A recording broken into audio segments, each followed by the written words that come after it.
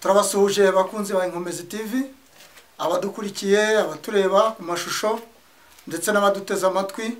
Dushimiye kandi Inkomezi TV bongeye kudutumira kugira ngo dutambutse ubutumwa bwiza. Nitwa Evangeliste Uwizeye Innocent, mbarizwa mu itorero rya ADEPR muri paruwasi ya Sumba, mu itorero ry'akarere rya Nyamagabe, niho nkorera umurimo w'Imana.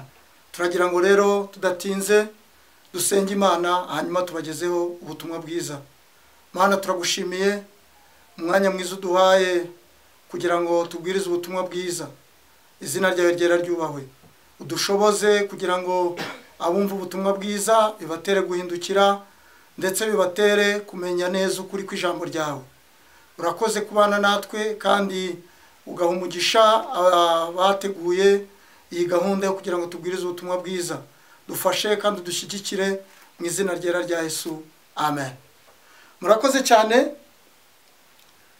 Turagira ngo tuganire ijambo ry'Imana riboneka mu gitabo cy'umuhanuzi Yeremiya, igice cya 6 umurongo wa 16.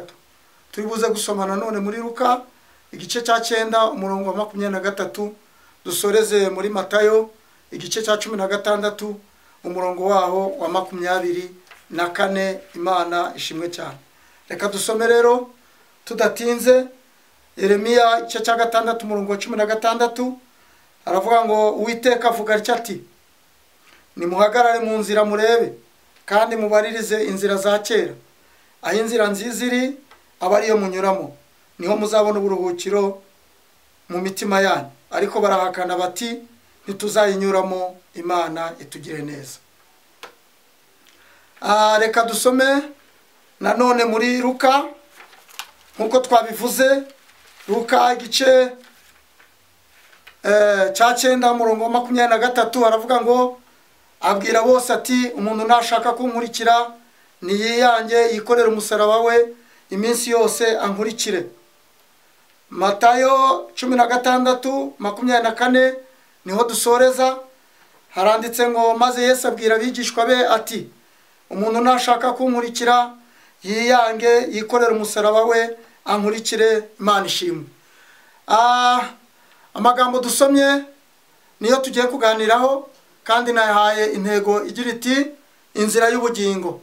Bene data, hari inzira y'ubugingo, ariyo nzira y'umusaraba, ariyo Yesu yatubwiye dukwiye kunyuramo. Nkuko mubizi muri Matayo igice cya 7 umurongo wa 13 Yesu yavuze ku nzira ebyiri. Aravuga ngo munyure mu irembo rifunganye, ngo kuko irembo ari rigari n'inzira ijana abantu kurimbuka ari nini kandi abayinyuramo bakaba ari benshi. Avuga ku nzira y'ubugingo ijyana abantu ku bugingo, ariko avuga no ku irembo rigari ari ryo rijyana abantu ku kurimbuka. Imana itugire neza. Twebwe abizera rero twabwiwe kunyura mu irembo rifunganye, ariko irembo rifunganye rirafunganye, ni akayira gatoya karimo ibintu byinshi ndetse harimo kwigomwa no kwibabaza no kureka. Niyo mpamvu benshi kunyura mu irembo rifunganye bibananira, kubera ko ari inzira ifite amabwiriza kandi ifite nuko abantu bayinyuramo. Imana itugire neza. Dusomye rero amagambo yanditswe n'umuhanuzi Yeremiya. Ni umwe mu bahanuzi bakuru, kimwe na Ezekiel, kimwe na Yesaya. Aba n'abahanuzi bakuru bagiye bahanura, na Daniel. Uyu rero Yeremiya ni umwe mu bahanuzi Imana yagiye ituma ku Bisirayeli, haba mu gihe bari bakiri i Yerusalemu, haba n'igihe cyo mu bunyage. Ni umuhanuzi Imana yakunze gukoresha imutuma ku bwoko bwayo. Uyu nawe rero Imana yatumye aya magambo ngo genda ubabwire ngo nimubarize inzira za kera kandi aho inzira nziza iri aba ariyo munyuramo, ngo nibwo muzabona uburuhukiro mu mitima.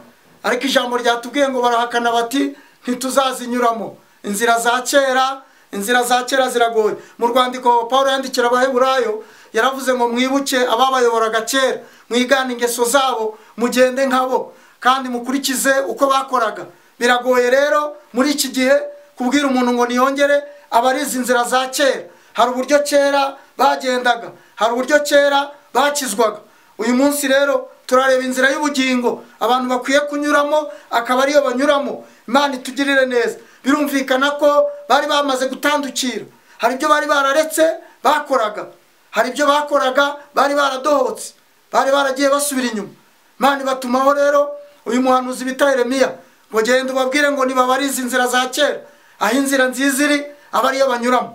Ariko abantu barahakana, no muri iyi minsi biragoye, abantu bishyiriyeho andi mabwiriza, bavuye mu nzira basubiraho bashyiraho ibindi, bariyorohereza. Yeremiya rero yabibutsaga amabwiriza, abibutsa inzira banyuragamo, ababwira ko bakwiye kubaririza inzira za kera. Arabwira ngo inzira nziza iri aba ariyo munyuramo. Imana yacu ishimwe, ihabwa icyubahiro. Abantu banyura mu nzira y'ubugingo bafite uko bagenda, ntabwo bagenda nk'ab'isi. Bafite uko bitwara, bafite uko barya, bafite uko bambara, bafite uko banywa. Ntabwo bagenda nk'abandi bose, ahubwo bafite uburyo bagenda. Kandi ibyo nibyo ijambo ry'Imana ritubwiye, mubarize inzira za kera, aho inzira nziza iri aba ariyo munyuramo. Bivuze kugira uti, bivuze kunyura mu nzira y'ubugingo. Imana ishimwe cyane, kandi Imana ihabwa icyubahiro. Izi nzira rero mu magambo twasomye, Yesu nawe yazivuzemo, yarazivuze. Ntabwo ari Yeremiya gusa, ahubwo Yesu yaravuze ngo umuntu nashaka kunkurikira ni yiyange. Icya mbere yiyange, icya kabiri yikorere, icya gatatu ankurikire. Ibi ni ibintu bitatu bigoye, biruhije abagenzi, ndetse bituma abantu bareka inzira bagateshuka. Kubera iki? Harimo kwiyanga. Kwiyanga ni ibintu bikomeye cyane.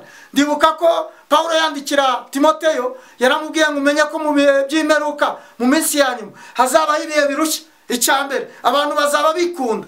Bene data, Yesu nawe yarabimenye, amenya ko mu gihe cy'imperuka abantu bazaba bikunda, abantu bazaba birarira, arabibone, ari indashima. Arangije aravuga ngo umuntu nashaka kunkurikira abanze yiyange. Kwiyanga birakomeye, ni ibintu bigoye cyane. Bene data, kwiyanga ni ijambo rikomeye. Abanze yiyange. Yababwiye ibintu bitatu bikomeye, ngira ngo tuvugeho hanyuma dukomeze. Arabwira ngo azabanze yiyange. Kwiyanga, reba niba ushobora kwiyanga. Kwiyanga ni ijambo rikomeye cyane. Kwiyanga, abantu barikunze muri iyi minsi. Umukristo aturana n'umuntu, inzara ikamwica, afite stoke yuzuye ibyo kurya, stoke yuzuye umuceri, harimo ibishyimbo, harimo ibirayi, ariko inzara ikamwica, ikica umuntu baturanye. Kubera iki? Abantu babaswe n'ikintu cyitwa kwikunda. Akarya ukwezi kugashira, kandi ku meza yajya gusenga asengera ibiryo, akavuga ngo turagushimiye Mana ngo kuduhaye ibyo kurya, ngo ufashe n'abatabibonye ngo nabo bahaze. Ntabwo Imana izamanura umuceri mu ijuru. Imana yaguhaye ibyo kurya kugira ngo ugaburire abatabifite. Imana yaguhaye ibyo ufite kugira ngo nawe ubifashishe abatabifite.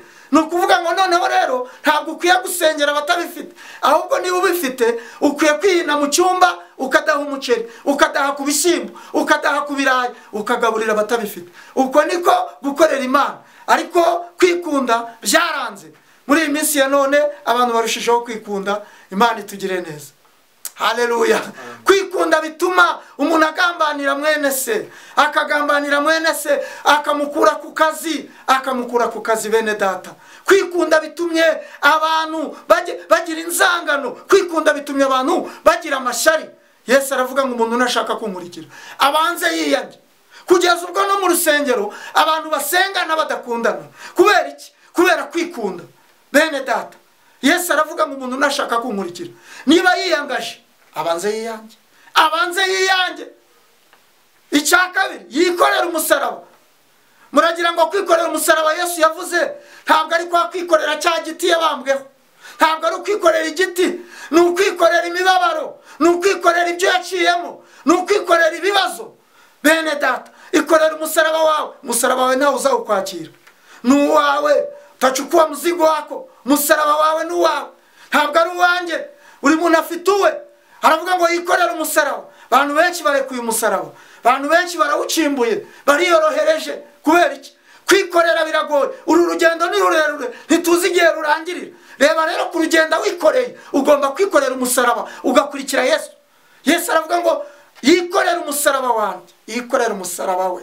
Chukua mzigo wako, ikorera umusaraba, ukurikire Kristo. Ntabwo ukwiye gucogora, ntabwo ukwiye kunanirwa. Ngo bamvuze, ngo bantutse. Oya, uwo ni umusaraba wawe. Abantu benshi bakoze amadivorce, ngo ingo zabana ni ibintu byakomeye, ibintu byacitse. Niba warashatse ni umusaraba, uwo musaraba ugomba kuwikorera paka mbinguni ukagera mu ijuru, ukihanganira uwo mwashakanye, ukaba mu rugo amahoro. Nta handi, nta yindi nzira, nta bundi buryo wabona. kirazira kurekura umusaraba wawe. Yesu yaravuze ngo wikorere umusaraba unkurikire. Impamvu abantu bibananiye ni uko batazi yuko buri muntu wese afite uwe musaraba. Imana itugire neza. Icya gatatu aravuga ngo numara kwikorera umusaraba unkurikire. Bene data, abantu benshi bari gushaka gukorera Yesu ariko batamukurikira. Kandi impamvu banga kumukurikira ni uko gukurikira Yesu ni ukunyura aho yaciye. Yesu yaratutswe ni ukunyura mu gutukwa. Yesu yarakubiswe ni ugukubitwa. Yesu yaranzwe ni ukwangwa. Yesu yarabambwe. Yesu yaciriweho amacandwe ni uguhemukirwa. Iyi nzira rero Yesu yanyuzemo ntabwo bashaka kuyicamo, ahubwo barashaka kubwiriza ubutumwa bakaririmba ariko badakurikira Yesu. Yesu aravuga ngo no, n'ibintu bitatu: ni ukwiyanga, icya kabiri ni ukwikorera umusaraba, icya gatatu ni ukunkurikira. Ariko ntabwo abantu bashaka kumukurikira, kuko kumukurikira harimo gukubitwa. Ndibuka igihe kimwe Petero bari bacanye umuriro, baravuga ati ariko nawe ko tubona umeze nkawe, ko tubona muvuga kimwe, ko tubona bimeze bite? Arabwira ati nukuri ntabwo nigeze kumumenya. Gukorera Yesu biroroshye, ariko kumukurikira ni ibibazo bikomeye cyane. Bisaba kwigomwa, kwihangana, gushinyiriza ugakurikira Yesu. Waba ufite akazi, waba utagafite, waba uri mu bukene, waba ushonje, waba wambaye ubusa, ugomba kwikorera ugakurikira Yesu. Nibyo yavuze. Umuntu niyangaje rero ni ibintu bitatu, namwe nimwumva mubishoboye mukomeze mwikorere. Ni ukwiyanga, kwikorera no gukurikira. Mana ishimwe. Kandi ukurikira ni uwakubiswe, ni uwabambwe, ni uwahemukiwe, ni uwagiriwe nabi. Ubwo rero ugomba guca aho yaciye, ugomba kunyura mu nzira yanyuzemo. Yaravuze ngo abisi nibabanga muzamenye ko ari nje babanje. Haleluya. Ntabwo ari mwebwe bazababanze gusa, ahubwo muzamenye ko ari njewe babanje kwanga. None wowe rero urimo urashaka kugira ngo ubu murokore utageragezwa, ubu murokore utarwara, ubu murokore udatukwa, ubu murokore udakena. Oya, iyo nzira siyo yaciyemo. Yaravuze ngo ushaka kunkorera ankurikire. Mana ishimwe, Mana ihabwe icyubahiro. Iyi nzira y'ubugingo rero ni inzira ugomba kunyuramo, kandi ukayinyuramo nta mizigo, ukayinyuramo wemye, ukayinyuramo ubohotse. Kubera iki? Ni inzira utamenya ngo izarangira ejo mu gitondo cyangwa izarangira ku cyumweru. Ni inzira ugomba kunyuramo wiyemeje, ni inzira ugomba kunyuramo uvuga ngo nakurikiye Kristo. Mana ishimwe cyane, ihabwe icyubahiro. Inzira y'ubugingo rero ifite uko igendwa, ifite amabwiriza, ifite gahunda uko abantu bayinyuramo. Ntabwo rero abantu bose ari gihogera nkuko twabyumvise. Hari inzira ngari, hari irembo rigari rinyuramo abantu bose, ariko iyi nzira ifunganye abakiriya bayo ni bake. Kubera iki? Irimo amabwiriza akakaye, ibabaza ibirenge. Ni inzira igoye, ni inzira iruhije. Ntabwo gupfa kwinyuramo byoroshye. Birasaba kwigomwa, birasaba kubabara, birasaba kandi kwiyemeza. Ni ku muririmbyi korale Muhima yaririmbye, iravuga ngo kuyinyuramo ntabwo ari ugukina, ngo ni uguhara amagara, ngo ni uguhara amagara. Kuyinyuramo ntabwo ari ugukina, bisaba kwiyemeza, ugafunga umukanda, ugakurikira Kristo. Muri iyi nzira ifite rero amabwiriza, ifite ibintu ugomba kuba warubahirije uyinyuzemo kugira ngo uzagereye amahoro. Icya mbere ndagira ngo twihute dusenge. Icya mbere, ntushobora kunyura muri iyi nzira ukikoreye umutwaro. Ugomba kuba waratuye mu Kristo, avuye mu mudugudu urimbukiro arimo ajya mu rurembo Siyoni. Hari aho yageze umutwaro uramuvuna, yararemerewe, yaragifite byose ibyo yarakuye mu mudugudu urimbukiro, yarakibyikoreye. Mana itugirire neza, Mana idufashe. Yaragifite umutwaro avunika, kandi yaragendereye kubona uwamutura, ariko ngo ageze ku musaraba ngo atura umutwaro we, ngo araruhuka. Niwe yaririmbye ngo ndashima umusaraba, ndashima yamva nziza, ariko cyane cyane ndashima umwami Yesu. Haleluya. Mana ishimwe cyane. Ikintu cya mbere rero ugomba kubahiriza, niba uri muri iyi nzira y'ubugingo, ugomba kuba waratuye umutwaro. Ugomba kuba waratuye, kuko niwagenda urugendo rurerure wikoreye. Ugomba kuba waratuye umutwaro w'ibyaha ukikorera umusaraba wa Yesu. Sifa kwa Mungu. Abantu benshi bashaka kuyigendamo bikoreye. Uzaririmba wikoreye umuntu waguhemukiye w'iwanyu, uzagerayo? Ntabwo bishoboka. Abantu batuye umusaraba bikorera abantu. Ugasanga umuntu agenda n'inzika muri korari mu murimo w'Imana, birasaba kugira ngo uture. Ntiwagenda muri iyi nzira ngo uzagereyo utaratuye. Icyambere gikwiye gukora ni ugutura imitwaro, wamara ukikorera umusaraba wa Yesu. Icya kabiri, ugomba kubuza inzira neza, ugomba kubuza aho ujya. Bene data, iyi nzira ntiwayinyuramo ngo uzagereyo utazi aho ujya. Icyambere, iyo unyuze mu nzira utazi urayoba.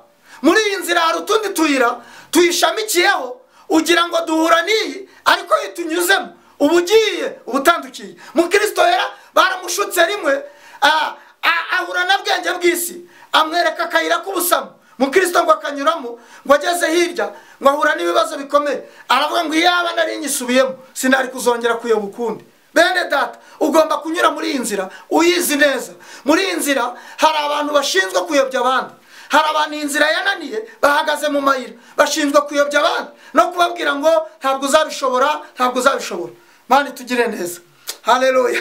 Harimo ababwenge bw'isi, harimo abanyamushyirya nino batafite umugambi wo gukomeza. Ntabwo wamenya niba abantu bose bari mu nzira icyerekezo ari kimwe. Hari abagera mu nzira bakayoba, hari abagera mu nzira bakananirwa, hari n'abasubira inyuma. Nk'abanyamushyirya nino bagarukiye ku isayo bagasubira inyuma, ariko abahagurutse bayizi. Haleluya. Bazi yuko inzira iterera. Iyo bageze ahaterera baremera bagaterera, n'imfundiko zikaza bakavuga ngo Uwiteka azadutabara, azatugira neza. Iyo rero bageze ahatambika baravuga ati aha nubwo hacyamika, ariko iyi nzira turayizi, nta wakwirara izongera iterere. Iyo bageze ahamanuka iyi nzira baba bayizi, nta wabayobya, nta wabadeviya, nta wabashuka, kubera ko bahagurutse bazi inzira. Hari abagenzi bahagurutse batayizi, bagira ngo muri iyi nzira ni ibisubizo gusa, bagira ngo ni ukurya gusa buri munsi, bagira ngo ni ibintu, harimo kubura akazi, harimo kwangwa, harimo gutukwa, harimo no gusekwa.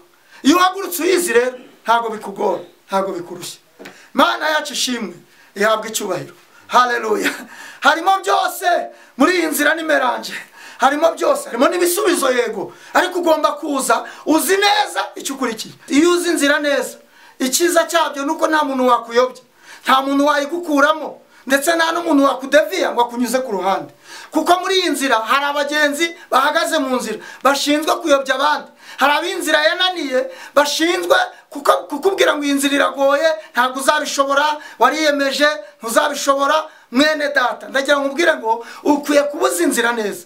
Mutumye nibuka abagabo batatu bari basinziriye bazirikiye munsi y'inzira, uwitwa Bute, uwitwa Muswa, n'uwitwa Ruhangara. Mu Kristo ngo bagezeho arababwira ati ko mumeze nk'abasinziriye ku isonga y'igiti. Arababwira ati mwanyemerera nkababohora, nkabakuraho imigozi tugakomeza urugendo. Ngo uwitwa Bute aramubwira ngo bugiye turacifitiye ibitotsi, tubanze turyame twihweture, tuzaza tugukurikiye. Abo barahari muri iyi nzira ni benshi cyane. Hari abavuga ngo nzaba nihana, hari abavuga ngo ni abantu benshi batandukanye bameze nka ba Bute. Hari uwitwa Muswa yaramubwiye ati nta kaga tubona, nta bibazo biri muri iyi nzira, aramusuzugura. Barahari cyane muri iyi nzira, ariko uwambabaje cyane ni uwitwa Ruhangara. Ruhangara baramubwira ngo buri kibindi cyose kigira indiba yacyo giterekwaho. Ni nko kuvuga ngo jya umenya ibyawe. Barahari badahugurika, utabwira, utahugura, ngo jya umenya ibyawe, ibyacu ntukabibazwe. Hari abantu rero bamaze nka Muswa, nka Bute, nka Ruhangara, bari muri iyi nzira, kandi icyo bashinzwe ni ukukubuza gukomeza, ni ukukubwira ngo inzira iragoye, ni ukukubwira ngo wihaye ibyo utazashobora. Ariko iyaduhamagaye niyo kwizerwa, izatugezayo amahoro mu izina rya Yesu. Sifa kwa Mungu. Mana ishimwe cyane. Ugomba kuba rero uzi inzira neza. Iyo uzi inzira neza biragufasha, bituma nta muntu ukuyobya. Abantu benshi baragiye kuko bayobejwe n'uburyarya bw'abigisha. Iyo uzi inzira neza warahagurutse uyizi, nta muntu wakuyobya. Imana ishimwe cyane, ihabwa icyubahiro. Icya gatatu, ugomba guhora usuzuma amabwiriza y'urugendo ko yuzuye. Uhaguruka wari umunyembaraga, uhaguruka warasengaga, uhaguruka waririzaga, uhaguruka hari ibyo wakoraga, uhaguruka wasuraga abarwayi, uhaguruka wafashaga abakene. Birashoboka yuko uyu munsi wa none impamvu urimo gutabaza ukaboroga nk'ahari wowe ugeragejwe gusa. Oya, ibigeragezo ni rusange, ahubwo ibyakubayeho hari ibyangombwa by'urugendo watakaje. Waba waratakaje kwihangana, suzuma niba ibyangombwa by'urugendo bicyuzuye. Inzira irakuvuna, iyo inzira irambye utagifite ibyangombwa wahagurukanye. byanga bikunze hari ibintu wagiye utakaza kugira ngo inzira ikugore.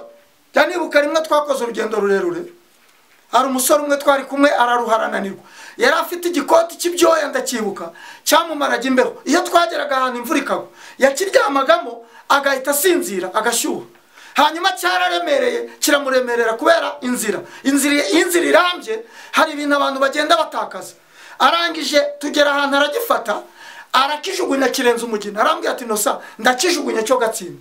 Tugeze imbere imvura iragwa, arambwira ati nifuje rya koti ryanjye. Mwari muzi ko hari ibikoti abantu bataye bitumye bagorwa mu nzira, bitumye batakihangana. Hari ibyiringiro byaratakaye, kwirinda hari ibintu byatakaye bituma abantu bababara, bituma abantu baruha. Ariko kera wari umunyembaraga. Mana ishimwe, ugomba guhora usuzuma yuko ibyangombwa by'urugendo byuzuye, nicyo kizatuma ugerayo amahoro. Mana ishimwe, abantu benshi baracogoye barananirwa. Hari igihe ubona umuntu kuvuga ariko se uriya ni kanaka, inzira yaramugoye, inzira yabaye inzitane. Ukavuga ati se yabaye iki? Inzira yaramuruhije. Iyi nzira iragoye, bisaba kuyinyuramo yizi, kandi bisaba kuba usuzuma ukareba ibyangombwa wahagurukanye yuko bicyuzuye. Kera ugikizwa baravugaga ngo ni ubwaka. Oya, ntago bwari ubwaka, ahubwo nuko wari ugifite ibyangombwa by'urugendo. Iyo batangiye kuvuga ngo bwari ubwaka, oya, hari ibyo waretse. Umuntu wese yisuzume arebe niba agifite ibyangombwa yahagurukanye. Haleluya, Imana ishimwe. Imana ishimwe. Icyakane, ugomba kuba wubahiriza amabwiriza y'urugendo. Muri iyi nzira hari amabwiriza y'iyi nzira, hari amabwiriza y'urugendo. Abantu benshi inzira yamaze kuramba barahindura, bishakira amabwiriza mu buryo bwo kwiyorohereza. Hari abo tujya duhura ukabona umuntu afite ibimenyetso by'uko yiyorohereje, byangombwa by'urugendo ntabyo agifite. Yashyize andi mabwiriza, yiremeye andi mabwiriza, kandi mwaganira akakubwira ngo rega ngo nibi ntacyo bitwaye. Oya, Yeremiya yavuze ngo mubarize izaryari, iza kera. Impamvu wagiye ureka hari ibyo wiyorohereje nuko wamaze kunanirwa. Yishyiriyeho amabwiriza. Hari abantu bamaze kwishyiraho amabwiriza, ugasanga umuntu afite amabwiriza atari mu ijambo ry'Imana. Kandi muri iyi nzira amabwiriza namwe, nta mabwiriza y'umukene ahari n'ay'umukire. Oya, ay'umuhinzi n'ayo utwara indege n'ayo utwara imodoka, nuba muri etaje, yose namwe. Ukora muri ministeri, mwese mupfa kuba mwaroze mu maraso ya Yesu, mukakira agakiza, mukaba muri mu nzira y'ubugingo. Amabwiriza abagenga namwe. Nta kuvuga ngo njyewe murabona ngo nabonye akazi ahantu, ngo hanyuma naba nicaranye n'abantu bakomeye, ngo tukasangira, ngo urumva niyo mpamvu nshyiramo akantu karikere. Oya, amabwiriza namwe.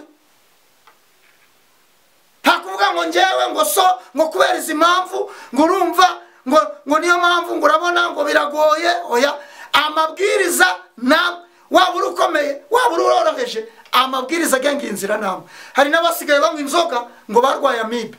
Oya, amabwiriza y'abarwaye amibe n'abateye irwaye, yose namwe. Amabwiriza y'urugendo namwe. Amabwiriza y'umugore ubana n'umugabo, buri munsi babana n'umugore wapfakaye, amabwiriza abagenga y'iyi nzira namwe. Nta kuvuga ngo urabona njye ngo umugabo yapfuye nkiri muto. Oya, amabwiriza namwe. Mana ishimwe cyane, Mana yahabwa icyubahiro.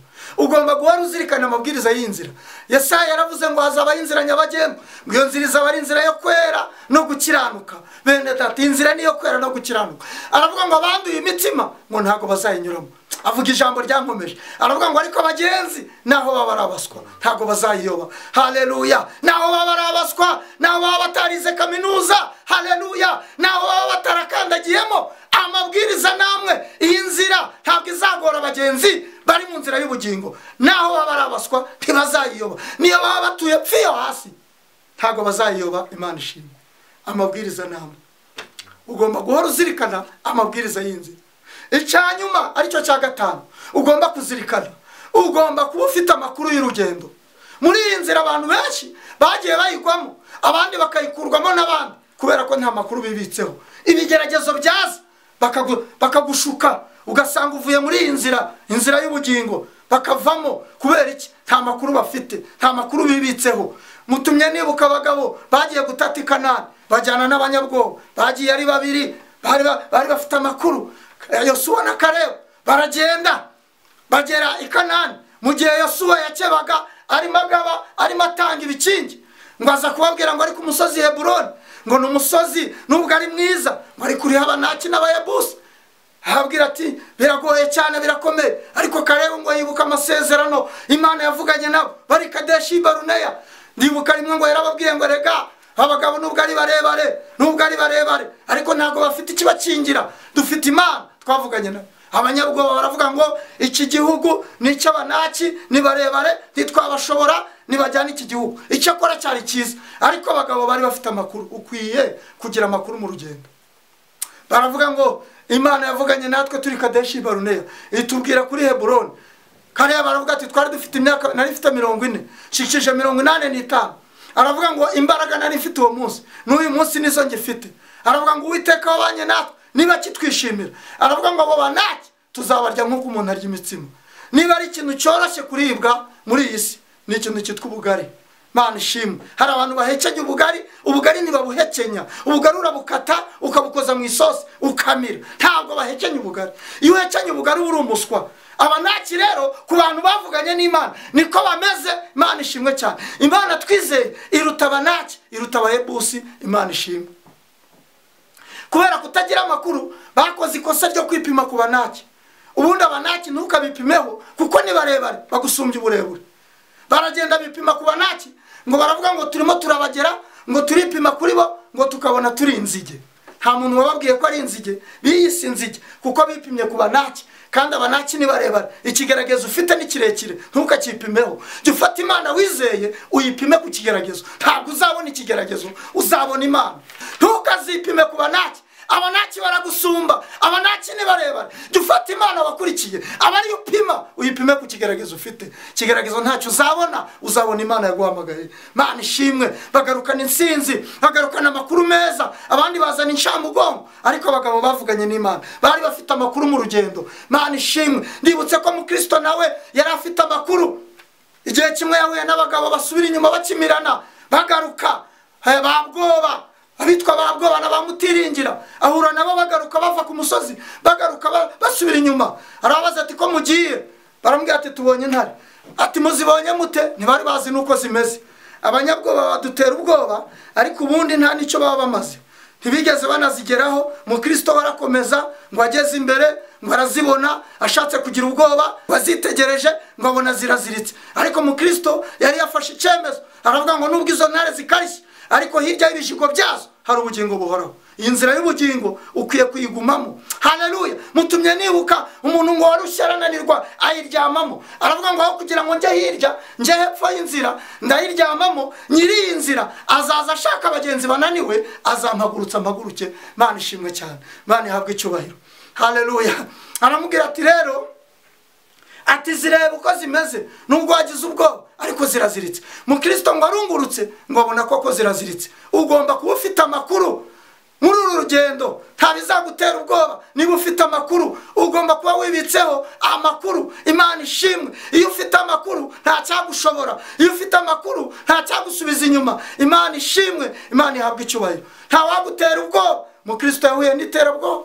Ndibuka igihe kimwe baramubwiye ngo nyiri icyo gihugu ujyamo ntabwo azakubabarira, wakoze ibyaha byinshi. Icyambere wataye umuzingo, ikindi warasinziriye. Nyiri icyo gihugu ntabwo azakubabarira, byanga bikunze ntazakubabarira. Mu Kristo arabwira ati njye mfite amakuru. Uretse n'ibyo muvuze, n'ibyo nakoze kera mu mudugudu w'iwacu, nabyo yamaze kubimbabarira. Ndetse hari n'ibyo mutavuze, nyiri icyo gihugu njyamo yamaze kumbabarira. Mwene data, ukwiye kuba ufite amakuru, wibitseho amakuru y'urugendo.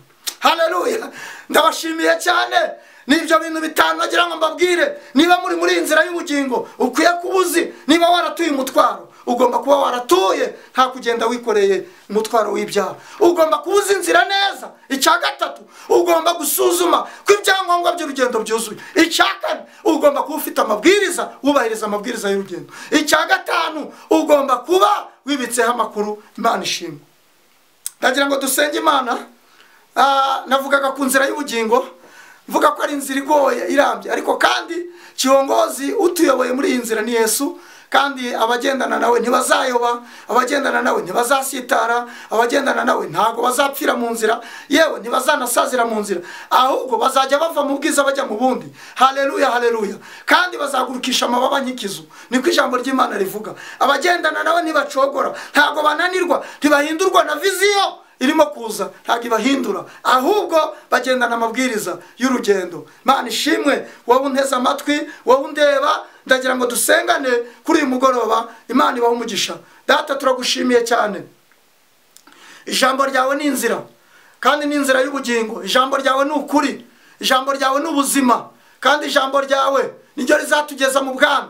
Turasenze kugira ngo umuntu wese ukurikiye irivuga butumwa kuri iyi televiziyo, mu izina ryera rya Yesu, umugirire neza cyane. Kandi mwami, nyuma yo kumvira ijambo, ndasabye kugira ngo umuntu wese wari utaratura imitwaro ature.